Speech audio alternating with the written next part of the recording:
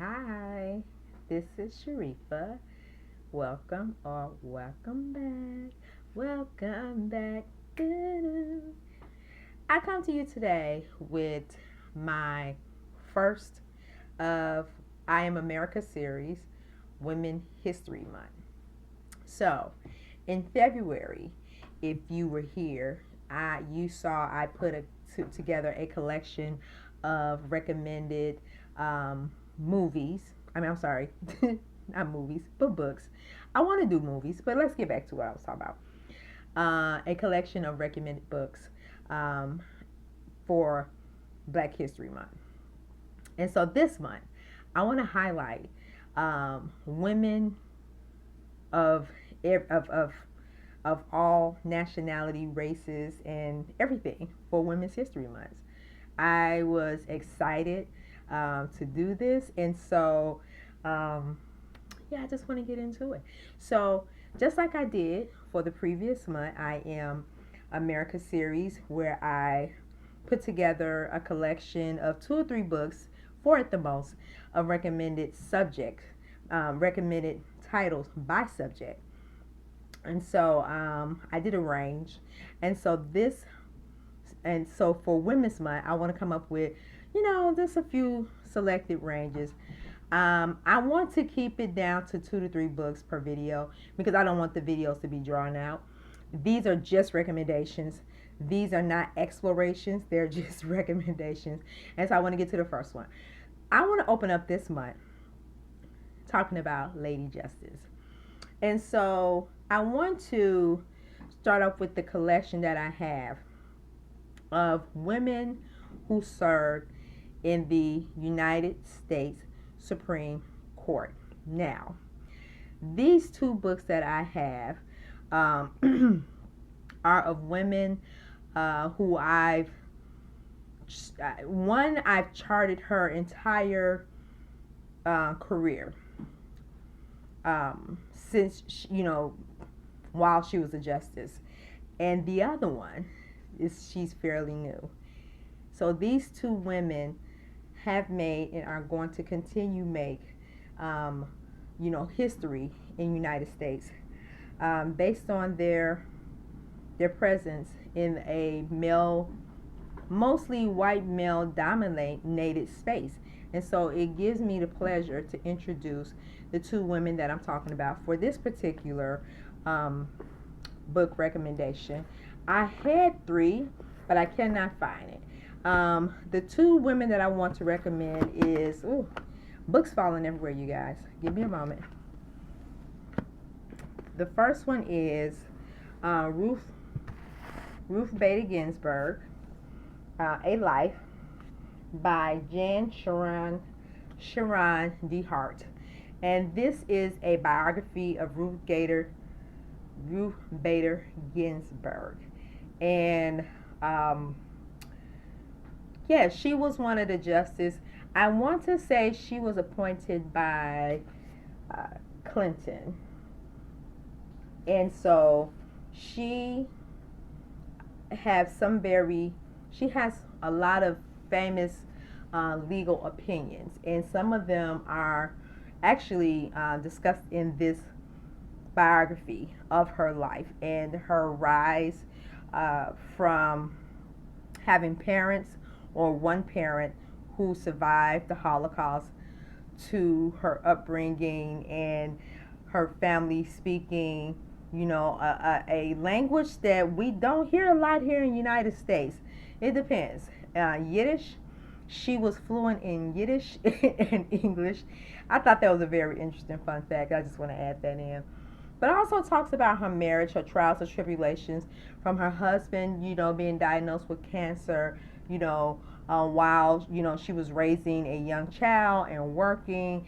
And if we want to compound all of that with the fact that, our child care system, I can imagine back then, her challenges compared to now, and I just have so much gratitude and so much and thank her, for all the opinions that she made for women's rights.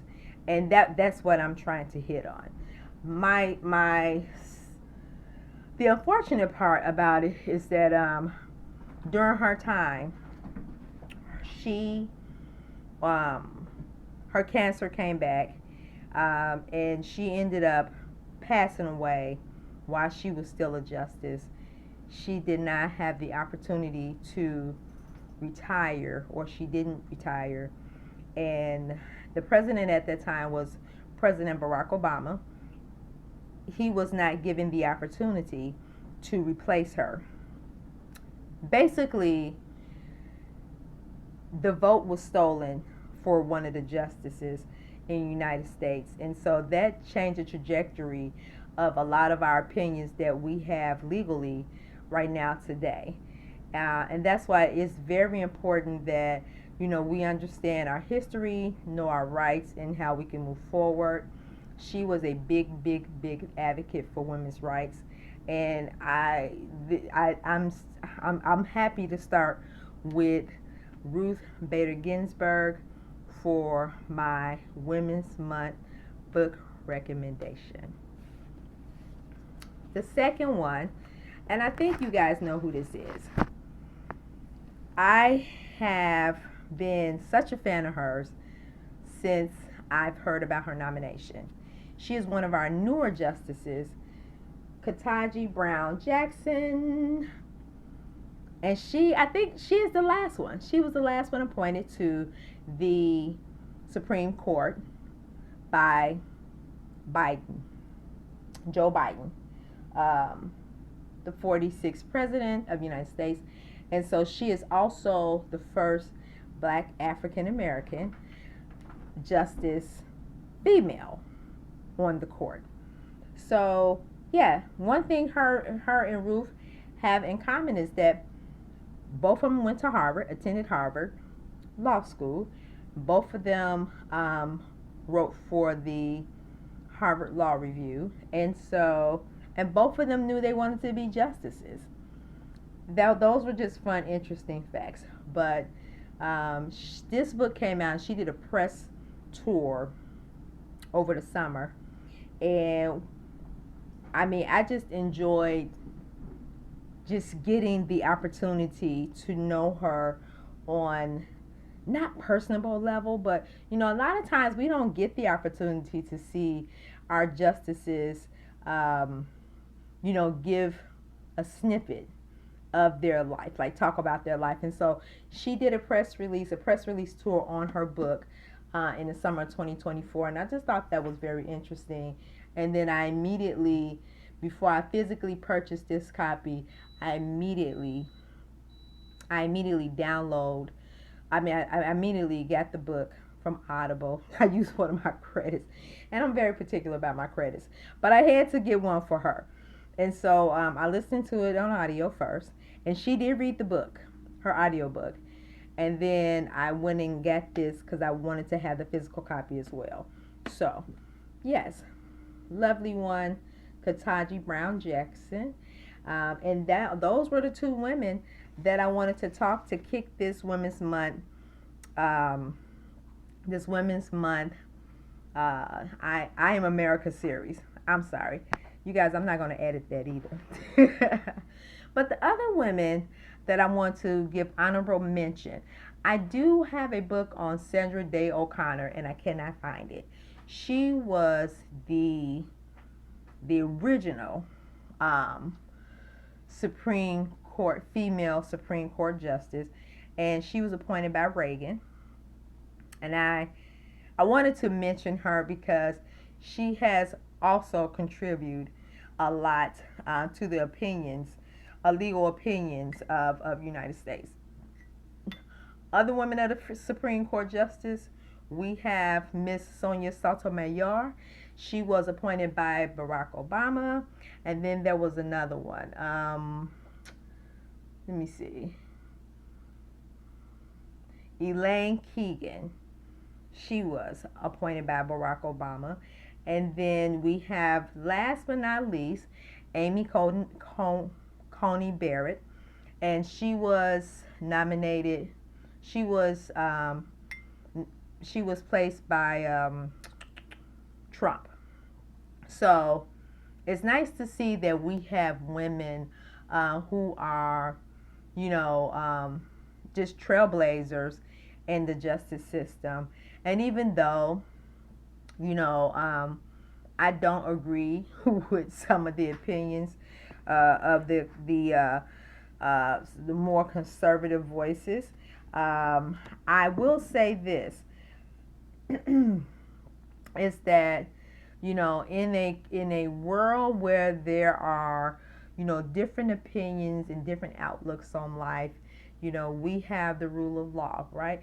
The rule of law is here to protect us, is here to be fair. And so these are some of the things that I look forward to when I look at legal opinions of the people who are the nine people in our justice system who has the last word and say so. Unfortunately, it has not been going the way most people hope that it will go, and it has a lot to do with, you know, colonizing an area and a language that we are sometimes are not familiar with. We think we want something to go one way, but when we vote, you know, against our own interests, it hurts all of us. These women are considered trailblazers to me, regardless if I agree with, you know, their opinions or not. I will highlight and celebrate, you know, women milestones because we have, you know, regards to you know, our different opinions, we have made a lot of milestones in women's rights for women here in the United States. And this is not the time for us to move backwards. This is the time for us to move forward. So in saying that, I'm going to cut this video. I would like for you to come back. I will have a video once a week for my women's history. And for my black history, I did 10. Now, for my women's history, I'm only going to do 5 for the reasons of implementing and sharing other videos as well as my I Am American series.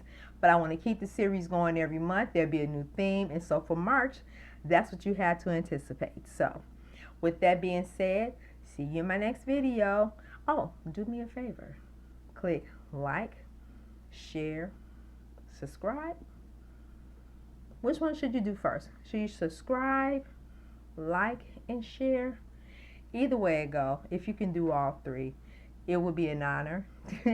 And if you do that, I know you will be back. So until next time, bye fam.